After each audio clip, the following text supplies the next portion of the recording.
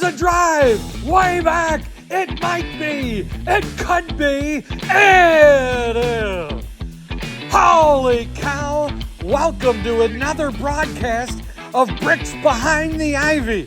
Here's your host, Jeff and Sean. Hey, Cub fans. Welcome back to another episode of Bricks Behind the Ivy. I am your host, Jeff Ragauskas, a.k.a. Candy Cubs. With me, as always, is co-host extraordinaire, Sean Hot Stove Cubbies Chapin. Sean, how are you doing today? I'm doing great. Your intros get better and better every day, Jeff. You know, I practice in front of the mirror, and my wife says it's ridiculous, but, you know, it's working for me, so thank you for noticing. Do you put a heart on the mirror and then it says "I love Michael Bush"?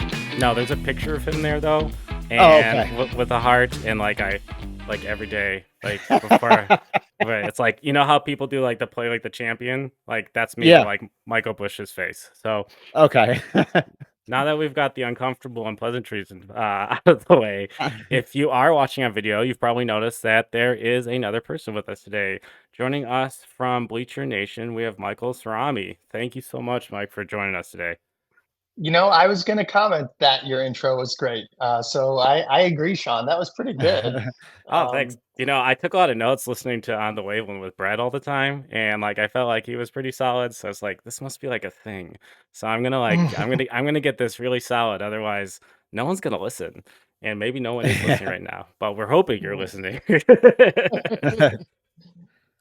So, Mike, we really appreciate you taking some time and hopping on the pod with us to talk about the Cubs. We kind of, when pitching this idea to you, had joked that we're looking at this as the 10% and 10% off the schedule. We're at 18 games now. And we were thinking at the time 16 out of 162, under 10%, 18 out of 162.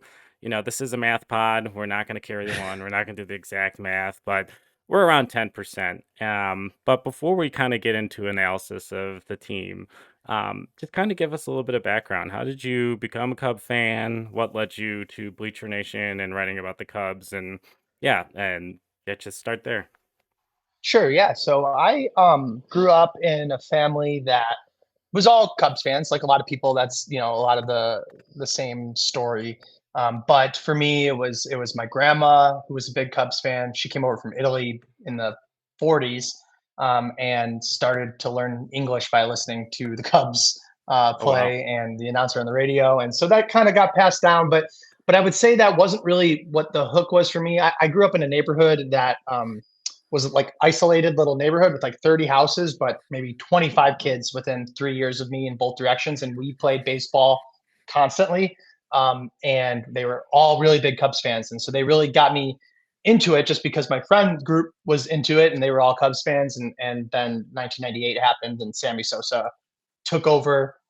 For those watching, I got a signed Sosa jersey behind me. Took over my life. And but even then I was still kind of young. I was born in 91, so I was still only 7, 8.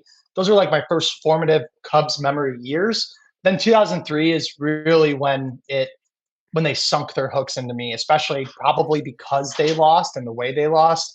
It's that carrot that dangles in front of you and you just wanted it, over and over. And that was the first moment for me where from then on, I knew I was I'm going to be watching all of the games now forever.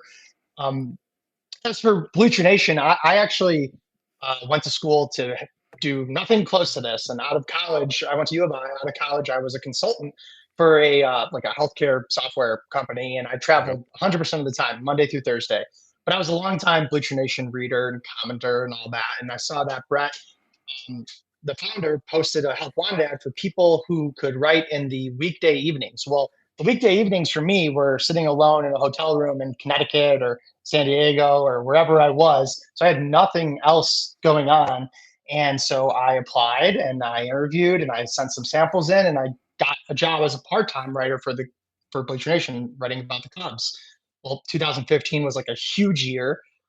I really liked what I was doing. I had some other background in business, having worked for a consulting company, and Brett wanted some help. So I joined full-time from there, and I was the first full-time employee at Bleacher Nation. Eventually became sort of a co-partner with Brett, and we kind of just grew from there, where we expanded our Cubs coverage. We then went into Bears, Bulls, Blackhawks, everything we're doing now. So that's sort of how that progression went. It came out of nowhere. I was not a writer. I was a econ and poli sci major in college, so I wrote a ton of papers. That's like what we did. So I did write a lot, but it was not this type of writing, and this was not a dream of mine growing up or anything like that. I was just a huge Cubs fan. Then I saw this opportunity to get off the road and out of these stuffy offices and do something that I actually love and enjoy every day, and that's kind of how I got to where I am now. That's quite a journey, Michael. I mean, I can kind of relate to your falling in love with the game. You know, my dad and my grandparents listened to Pat and Ron on the radio, and and watched on TV on WGN and stuff. And I was like, I don't know if I really like baseball. But then the '98 home run chase, just Sammy Sosa, and watching Mark McGuire go at it, that was the most awesome point. And then right then I was like, oh my gosh, I'm a huge Cubs fan and dedicated so much to it. So we really appreciate, Jeff and I both do, everything that you guys do at Bleacher Nation. Yes. I go to your site more than I probably go to any other site, and that's during the workday. So sorry, work. No, But it's not. I mean, my lunch period. Yeah, I look at it exactly. at my lunch period. Kind of going back, or going to this Cubs team. I know it's only 10% into this to the season. What's your overall feel for this Cubs team? What are some of the strengths and weaknesses that you're seeing so far? What has really surprised you about this team? So here's a topic that I've been sort of wanting to bring up that I think doesn't really get a fair shake. And it's a little nuanced, so it ends up not making it into my writing often. But I see a lot of times people say like, "Oh, what happened to all that depth, starting pitching depth the Cubs are supposed to have?" And it's like, Mhm. people lament that as though it's going poorly, when in reality, what would any team do if they lost their ace, their number three, and then Kyle Hendricks, Right. whatever position you want to put him in, pitching terribly? This is the depth working, because you have your number five, Jordan Wicks, your number six, Javier Assad, your number seven, Ben Brown, all three pitching really well. And then Hayden Wesneski coming up and pitching well as well. So you're already at your eighth starting pitcher on your depth Yeah. chart. And the Cubs are 11-7 at the time of recording this. So, like, to me, that is the depth showing. But Yes. what was always the concern was not the depth. And again, like, in my mind, it's working and the depth is there. It's that Mhm. Justin Steele was the, one most irreplaceable player on the team. They do not have another pitcher with his ceiling on the active roster right now. And so losing that is what sort of underscored or highlighted, or whatever you want to say, the starting pitching issues in general. So I would say that their depth has been impressive to me. It's just that no team expects to get tested this significantly this early in the season. And until the Cubs make a decision about what they're going to do with Kyle Hendricks, or if Justin Steele is going to return sooner than we think. I don't think Cade Horton's coming up anytime soon. It's going to be a little bit more of the same. You got to hope that Jamison Tyone comes up and pitches well. And again, by the time the people are listening to this podcast, they will know how Thursday night went against the Yeah. Marlins. So hopefully it went really well, and Yes. he followed up his strong second half of 2023. Yeah, I think going into this season, I saw Jamison Tyone as a linchpin on the ceiling of this rotation, just returning to what the expectation was when they signed him. Kind of a innings eater, that 3.5 ERA.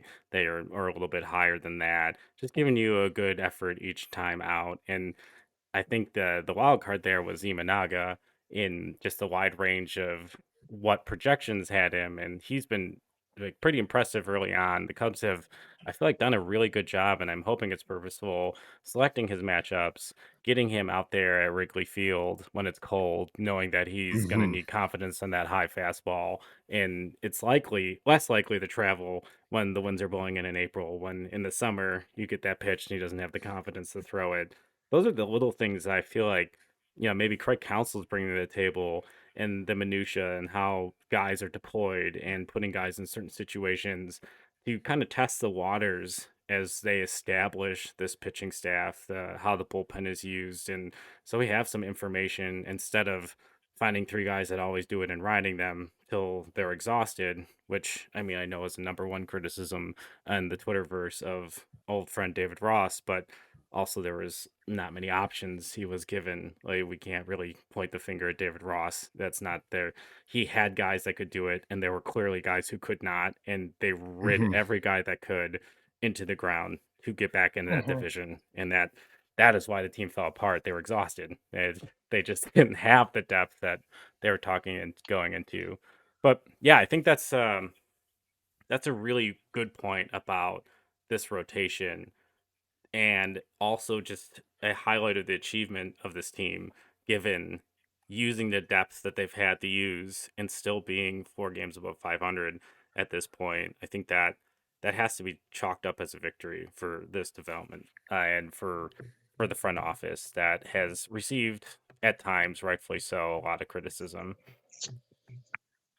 So I think like this might be the easiest question for me to answer, but um and it's Michael Bush related, much like most of the things out of my mouth on this podcast. But so what is your biggest surprise, maybe beyond Michael Bush? To me, I actually am not horrendously surprised by Michael Bush.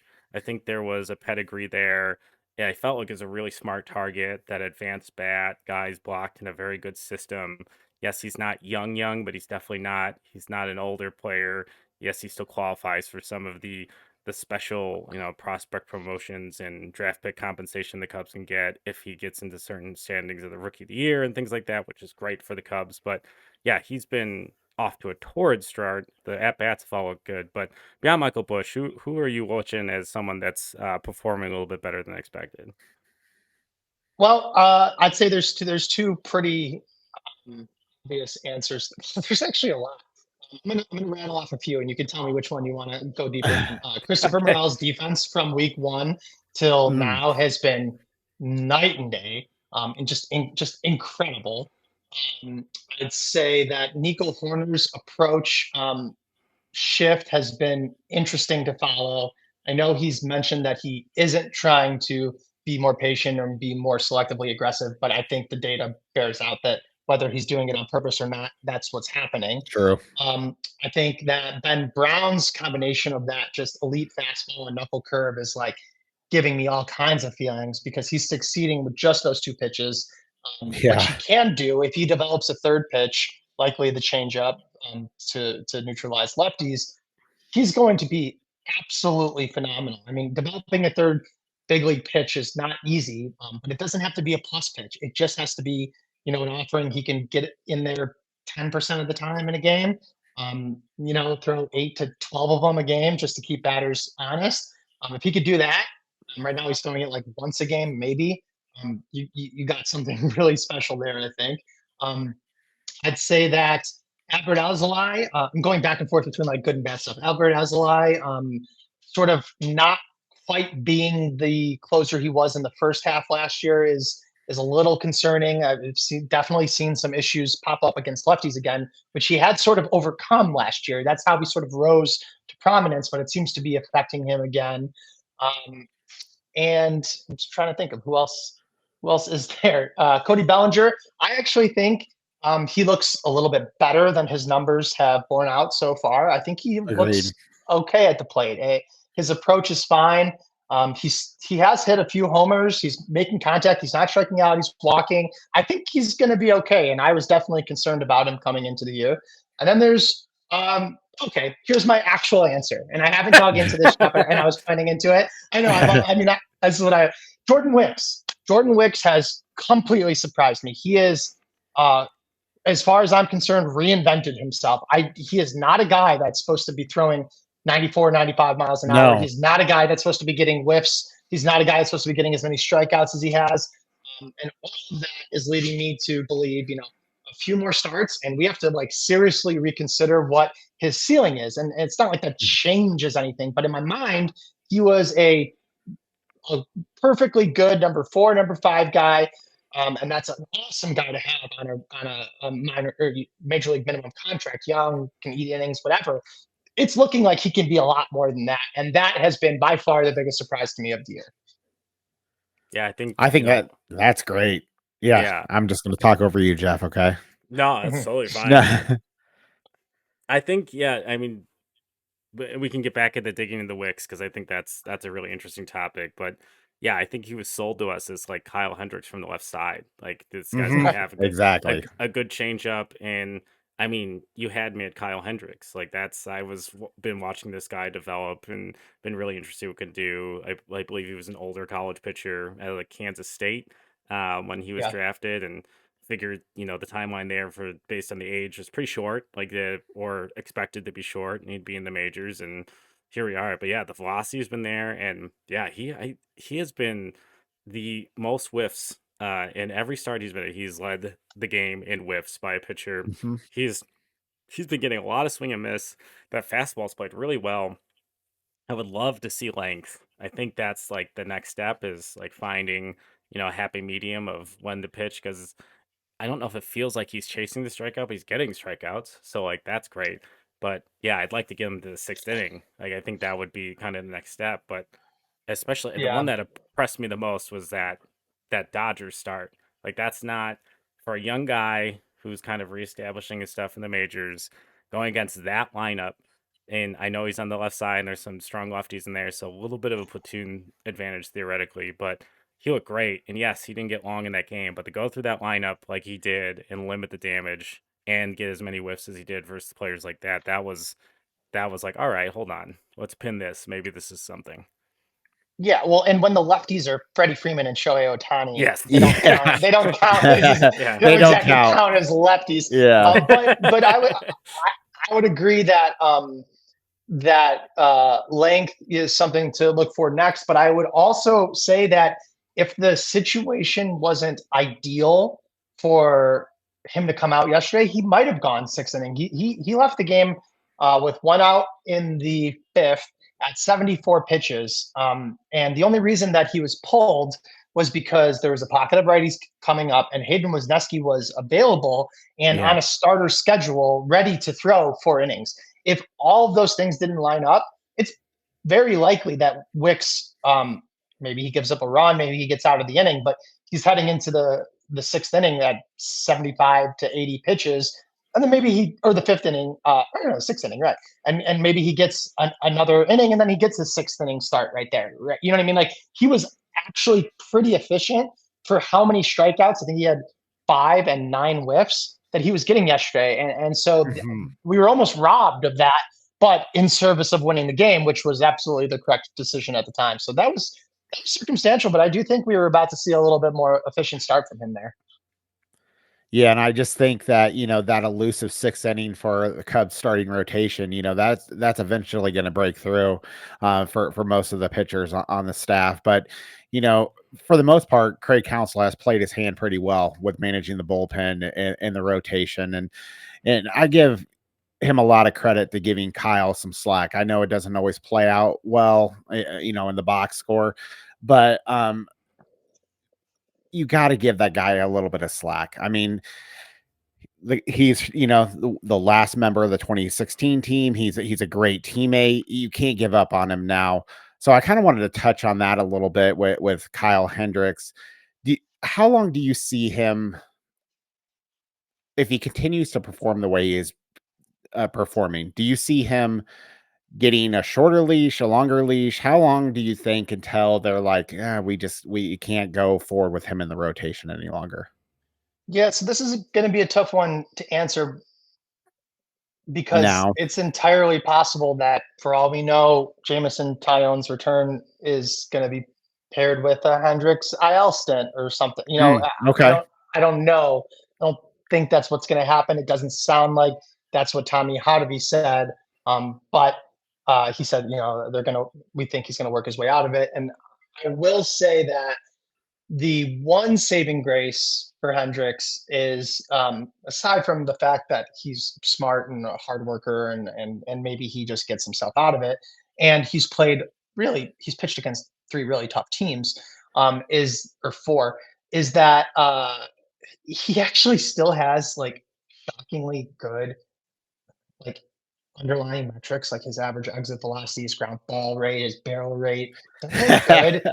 It doesn't matter. It doesn't matter that Vindication. Sorry.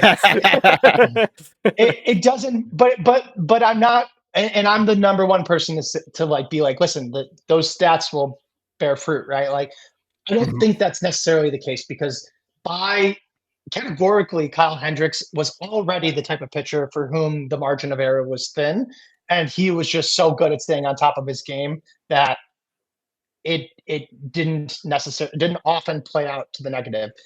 If he's not on top of his game, that margin for error that was already really thin becomes razor thin, and then you see what happens. It's like this is the risk inherent in this sort of pitcher. So you can't lean on the advanced metrics quite as much as you would for some other pitcher who's got other things going for him, because Kyle Hendricks doesn't have those other things going for him. His command isn't pristine if the defense isn't perfect right now. And if he's not getting as much movement or separation on his pitches as he usually does, then this is what's going to happen. There's going to be ball and play after ball and play after ball and play. And we've seen how that can work out against him. And that's not bad luck when it's the type of pitcher you are. So I'm not sure how much longer they'll give him. I know I will say this: if he's not the roster move that has already happened by the time everyone who's listening to this is listening to it, there's no way he can go another. If he makes another start and gives up 7 earned runs, well, you can't start him again. You need to do the injured list thing. But the big problem here is that it stinks for all the obvious reasons that he's not succeeding, but especially because had he been pitching well, just like a number 5, just like eating 5 innings and allowing 3 or 4 runs, so not a great ERA, but pitching well, well, then you can move Ben Brown, who is not going to make 150 innings this year. It's not going to happen by any stretch. The Cubs won't let that happen. Well, you can move him into the bullpen where he would be dominant for multiple innings at a time. He has the ideal bullpen combination of pitches right now. You could have moved Javier Assad into the bullpen, who has excellent relief appearances on his resume, in addition to being good in the rotation. And that would then kill 2 birds with 1 stone. When Steele and Tyon come back, you get two more guys in the rotation that are better theoretically than your 6th and 7th starter, and 2 guys in the bullpen that are certainly better than your 7th and 8th reliever. But Kyle Hendricks doesn't make any sense in the bullpen. That is not going to be where this ends up. It just doesn't make sense. So he's either going to be in the rotation or he's going to be on the injured list. I don't see any other version of it. And that's a bummer because, again, the Cubs could have killed 2 birds with 1 stone by moving Brown or Assad into the bullpen when Tyon came back. Yeah, I think, this is a Kyle Hendricks pod. It's clear as day. His jersey is autographed and hanging on the wall right behind me. My son is named after Kyle Hendricks. And the only reason I'm saying that is I want you to gently tell me I'm wrong when I ask you this question. But I've been looking at the underlying metrics a lot because I'm a fan and trying to be more analytical when it comes to the game and trying not to let the heart lead the brain. But there is some interesting things in regards to his velocity and horizontal movement on his pitches that are not significantly, but higher than career norms, higher than last year. And I keep thinking about just the capsular issue going into last year and what we thought Kyle Hendricks was going to be. Like, do you see that as an indicator of like maybe additional strength, or is that an indicator of sloppy mechanics? Like, it just feels weird that there is additional movement and still solid and better velocity that I think would lead to success. But like when he bleeds into the zone, exactly what you said, like that's not something he can do. Like having that extra movement might be what is challenging him, or it's an indicator of him pushing beyond something that might be bothering him. I don't know. What are your thoughts on that? Do you think that there's any traction there on a process? Well, I'd say this is what you're describing is sort of touches on what I mentioned, but it also really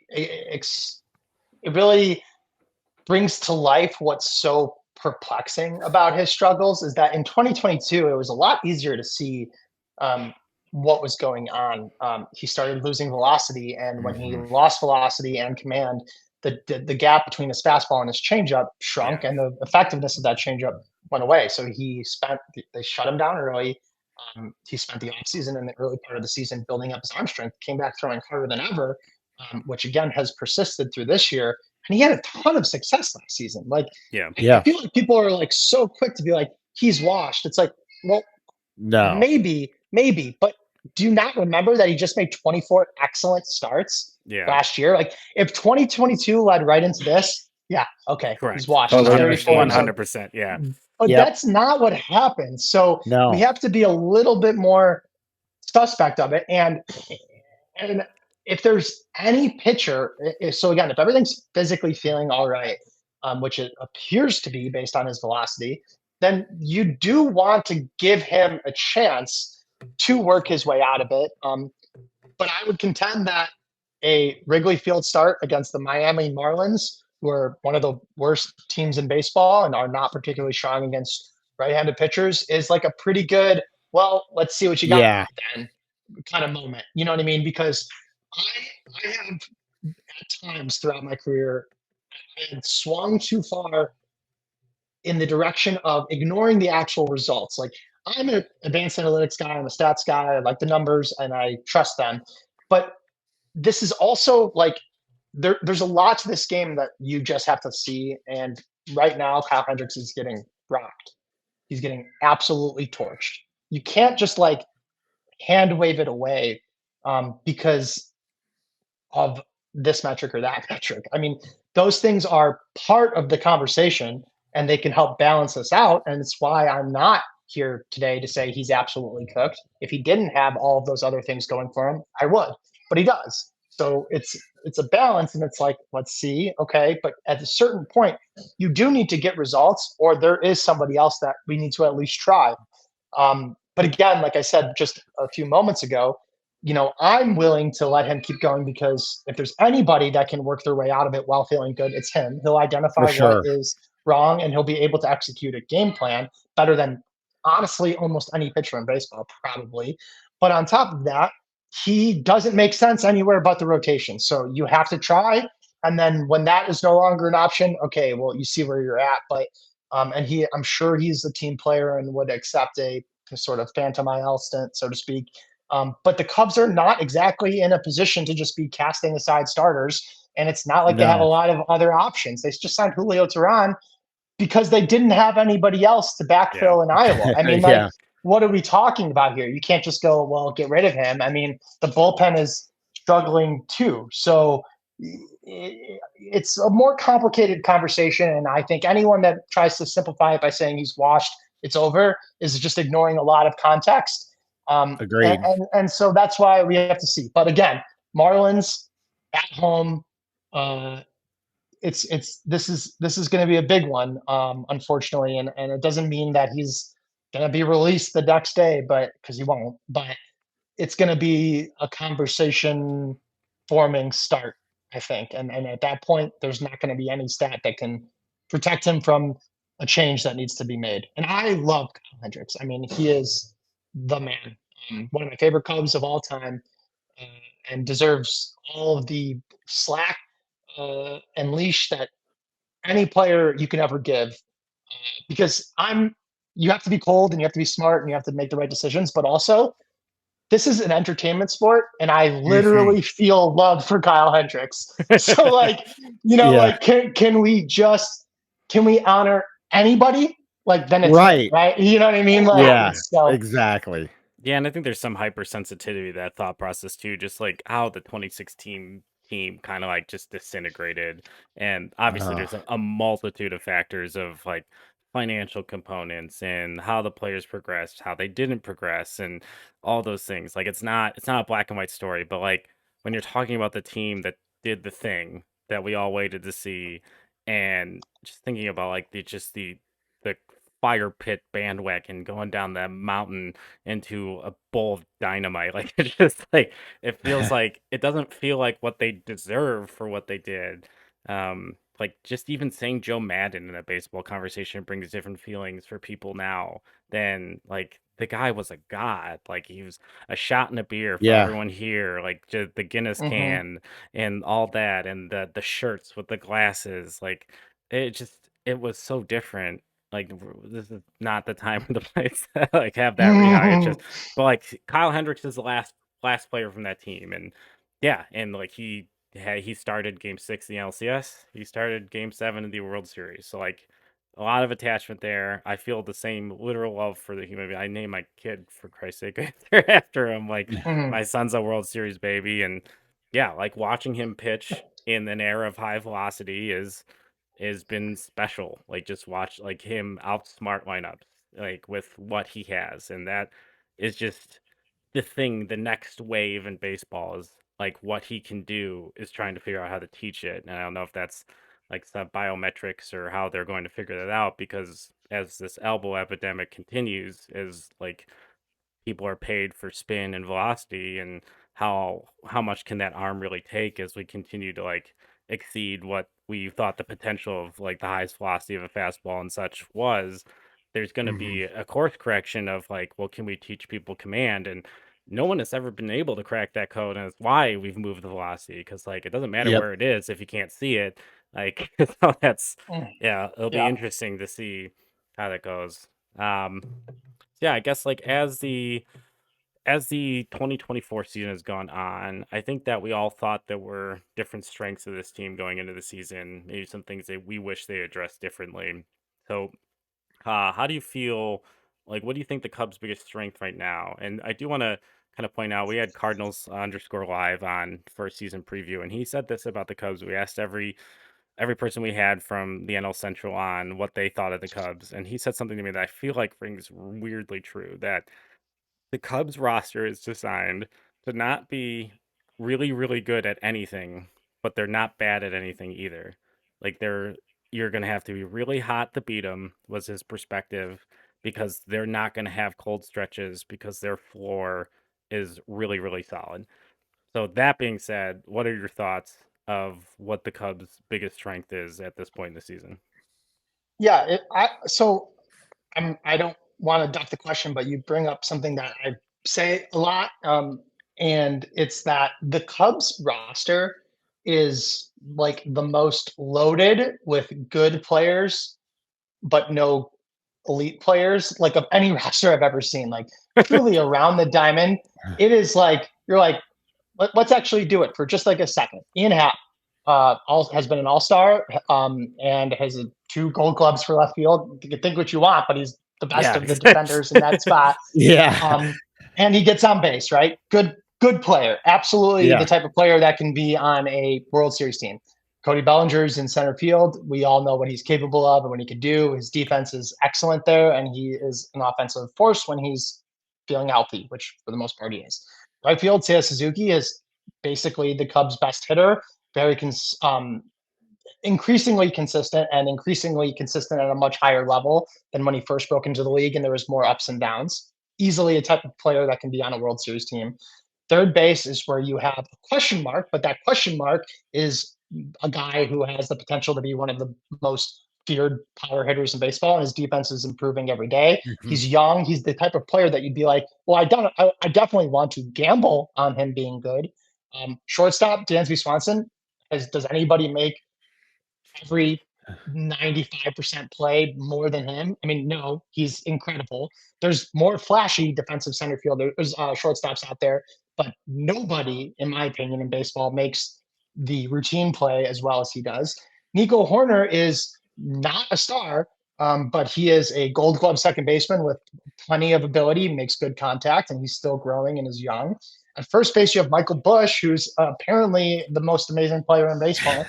Yes. And obviously, he's a top 50 prospect, a guy you want to give run there. Behind the plate, you have Yan Gomes and Miguel Amaya. Nothing special, but they have a young guy who's a good hitter and an old guy who's smart and knows how to handle a pitching staff.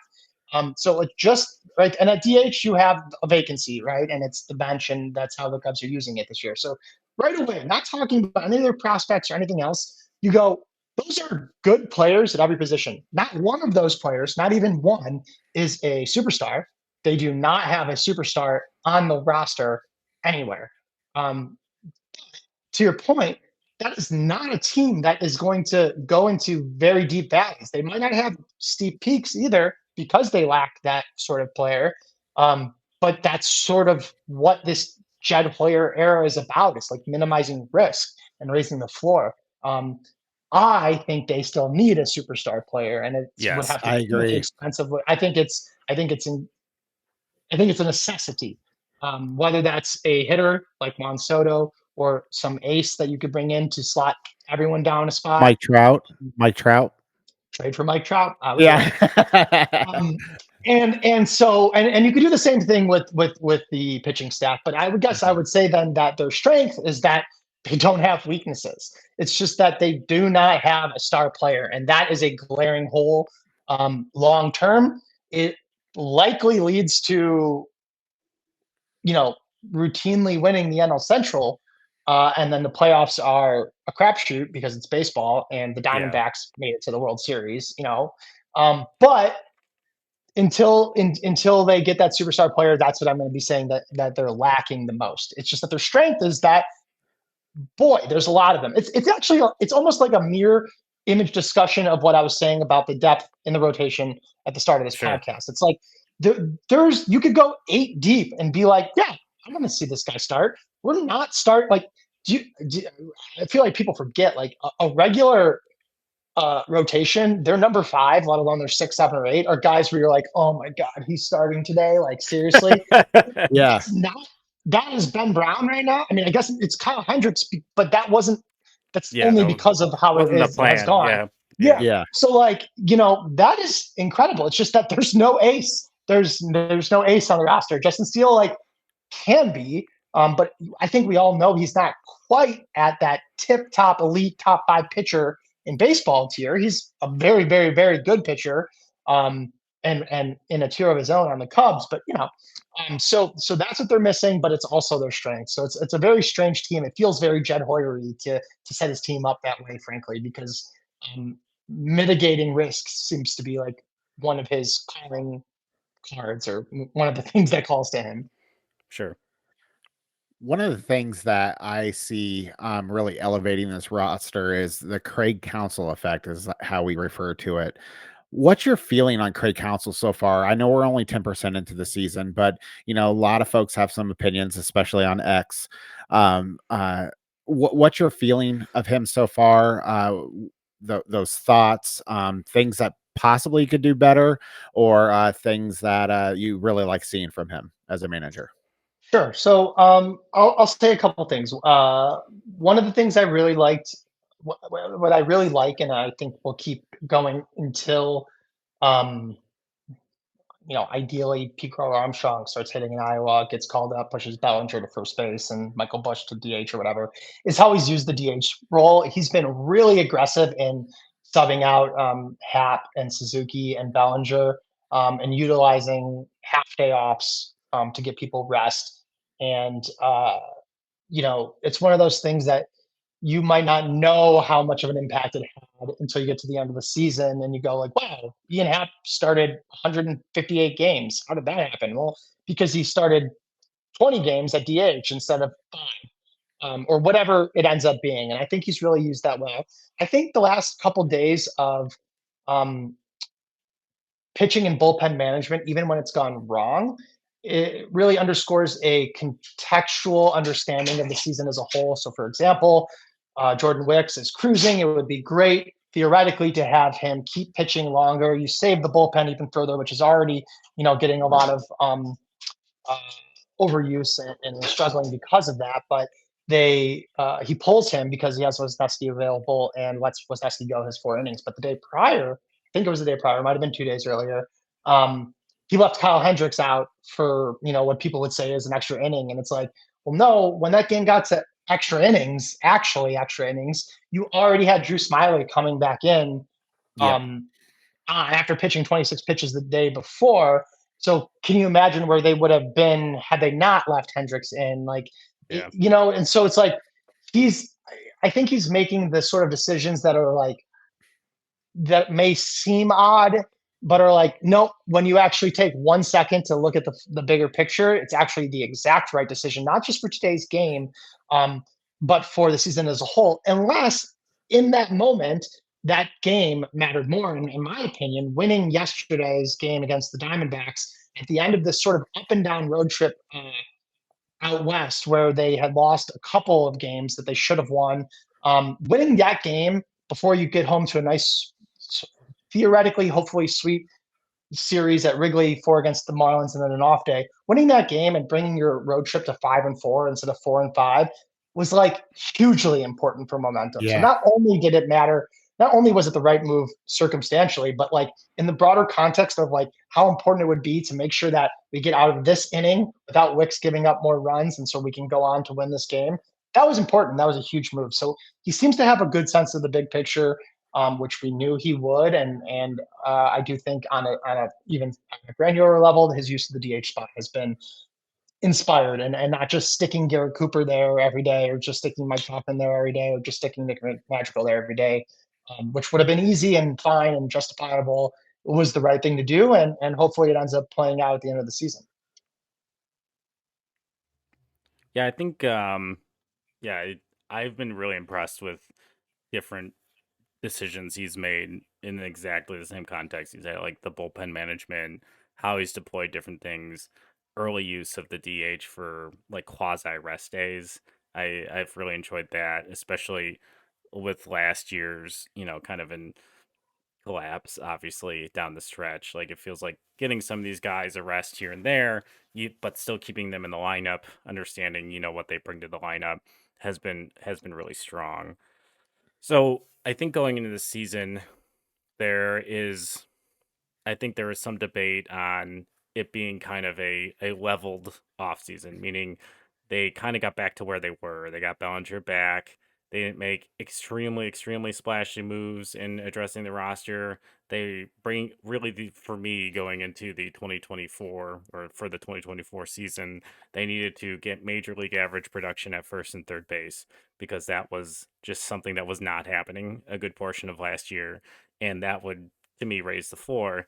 And I think, we had delusions of grandeur and with some of the free agents and whether or not people were going to, Toronto or whatever the hell was going on this offseason, that like the Cubs were in these conversations for, you wish like in a trade conversation for Soto, or like had really been negotiating really hard with Shohei Ohtani, and something I wouldn't bet on now. Cue the symbols, but ultimately, they are what they are. Do you think this team, based on how they've started the season, have raised your expectations of what they can do this year, or are they kind of still where you thought they were? Oh no, I think they've absolutely raised my expectations. Let's talk about it two ways. So one, um, they've withstood losing their ace, their number three, their third most important reliever, and now their right fielder, and they're 11-7. So 11-7 is a good record, and it's come against some really good teams. So that is a good sign, and it's a good cushion to start the year. But more importantly, if you look at the Cubs' schedule, and it stays hard for another month and a half, 2 months, but the Yeah. second half is a lot lighter than the first half. And so if they got through May, or at 500, I'd be feeling great because of what was ahead of them still. If they are ahead there, well, then they're sitting even prettier. And the flip side would be true. If they had an easier schedule to start the year, they would necessarily have to be winning a lot more games than they are, maybe being 11-7. So like I actually think they're in a better spot because of what's coming and because of what they've already done. I also think here's the thing: is like, let's say they get to the trade deadline and they're in the race still. Jed Hoyer is for as not active as he is in the offseason. He's actually a really active trade deadline GM or president, and I feel like he makes a lot of moves in one direction or the other every year. One of the easiest things to acquire ever just so happens to align at the deadline, happens to align with the Cubs' greatest need, which is help in the bullpen, back into the bullpen. Yeah. And they have the number one or number two, depending on which publication you're looking at, minor league system in baseball. They can acquire anybody they want. More importantly, where they are in their overall organizational competitive cycle leads me to believe that if there were that one player that is unexpectedly available, a young star who's got 3 years of control remaining and is going to be available at the deadline, it happens. We've seen it happen in the past. Sure. The Cubs are one of the teams that could actually probably take advantage of that because they would not only need him this year, but in the future as well. And so I do think that one way or another, they're going to get even better at the deadline and then play a lot of bad teams in the second half. A lot of teams that probably would have already sold off at the deadline, making themselves even worse. So the fact that they're above 500 now, dealing with all these injuries, is a really good sign. You get some of these guys back, you keep your head at or above water for another month.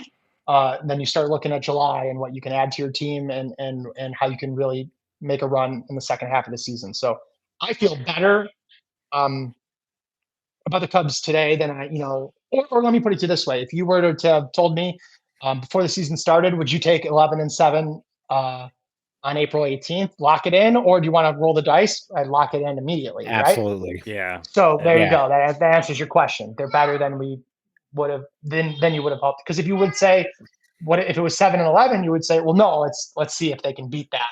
If Yeah, it's right. 8-10, 9-11, you know what I mean? 9-9. Yeah. You start to get 11-7. Take it, lock it in. Absolutely not expecting them to do that well. Michael, I really like when you say stuff that I have communicated on X and on this podcast. It makes me feel really validated and feel good about myself because I think you touched on a great point. If this team is in the hunt at the trade deadline, it just seems like it's setting up really, really well for them. And you're right, Jed is pretty active at the deadline, and I think being in that position, facing that schedule at the second half, it lines up perfectly. And I would have taken 11-7 in a heartbeat because I had them 9-9, and I felt like I was being optimistic at this point. So I think you made a lot of good points, mainly because you said a lot of things that I have said, and we agree on things. So thank you for that. Yeah, that's what I'm here for. I'm actually just reading your tweets. People that are disagreeing with them. No, it's got to be the other way around, Michael. It's got to be the other way around. I see some, I'm like, I'm gonna just make that my own. It's a nice ego boost. I'm gonna need to ask my wife for another wing in my cub cave so I can store my There you ego go. after this episode. But yeah, Mike, we want to thank you so much for hopping on the pod today and talking Cubs. And for those who are listening or watching, just a real plug of where people can find your writings and your tweets if they're looking for it. Sure. So BleacherNation.com is where you can find all the stuff I write. Follow us on Twitter, also at BleacherNation, or you can follow me on Twitter at Michael_Cerami, which is CERAMI. It's like ceramic, but without the last C.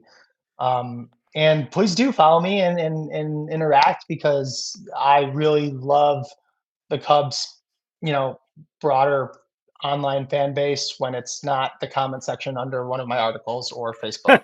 Then it's really fun. So true. It's great. No, but really, guys like you and the entire, there's a lot of great Cubs podcasters and writers and content creators out there, and everyone is so nice and so awesome. So thank you for having me on your show. I love talking Cubs, and I'm happy to do it anytime. So I really appreciate it. We're definitely going to hold you to that. Yeah, absolutely. But this has been another Absolutely. Hey, you got episode. This has been another episode of Bricks Behind the Ivy, a Cub podcast for Cub fans by Cub fans. I once again am Jeff Rogowskis and the Cubs. With me, as always, is co-host extraordinaire Sean Chapin. Sean, any last thoughts before we let the nice people go? I just want to thank Michael again, and I'm on Bleacher Nation as we speak. There we go. That's I feel like that's the inception moment of being inside the website with the website. And great movie, by the way. But anyway, thanks again for listening. We'll catch you guys next week. Well, that's going to do it from here, from Bricks Behind the Ivy. This is Harry Carey. We know you've enjoyed the broadcast and the outcome. Be sure to share, like, and subscribe to this wonderful broadcast that they've done. and the podcast going forward. Be sure to also check us out on YouTube and Instagram and hell, whatever else is out there on the airwave. And we want to thank Jeff and Sean for putting this all together and keeping us all Cub fan entertained with their knowledge. You know, I also love to always say that Jeff's last name spelled backward is Sick-as-Sugar. And Sean's is Nipak. My oh my, it never gets old. Well, that's going to do it from here. So from all of us here at Bricks Behind the Ivy, this is Harry Carey saying, go Cubs, holy cow, and so long, everybody.